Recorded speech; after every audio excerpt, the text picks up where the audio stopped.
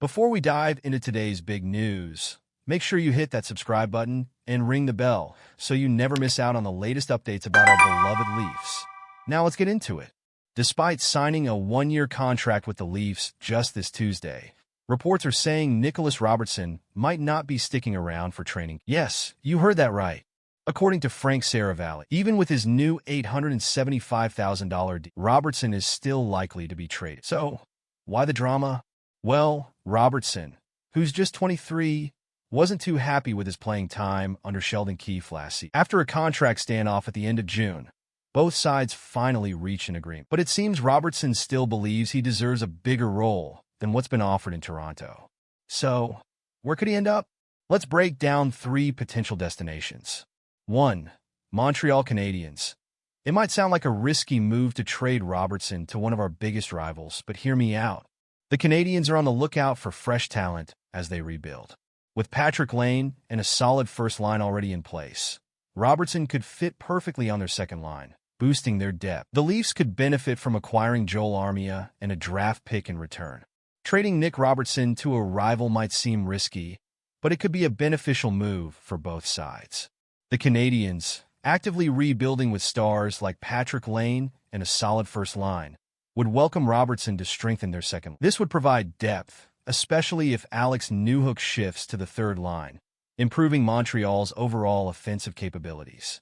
The Leafs could seek Joel Armia and a mid-round draft pick in return, addressing their need for more bottom six depth. 2. San Jose Sharks. The Sharks are in rebuilding mode too, and Robertson could be a great fit alongside their young stars like Macklin Celebrini and Will Smith. While San Jose might not offer a top 6 spot right away, Robertson would be an important piece in their long-term plans. In exchange, the Leafs could get a second-round draft pick for 2025, helping them build for the future. As the Sharks are in the middle of a rebuild, Robertson could thrive alongside promising young talents like Macklin Celebrini and Will Smith. He would likely slot into a second-line role, offering scoring potential for the team's future core. The Sharks could trade a 2025 second-round draft pick, giving the Leafs an asset they could use for future trades or development. 3. Anaheim Ducks. The Ducks are another team in a rebuild phase with a promising young. Robertson could slot in on their second line, adding depth to their forward group. A potential trade could see Robertson and Jake McCabe heading to Anaheim in exchange for Radko Gudas and some draft picks. The Ducks, also in a rebuilding phase, could benefit from Robertson's addition to their second line.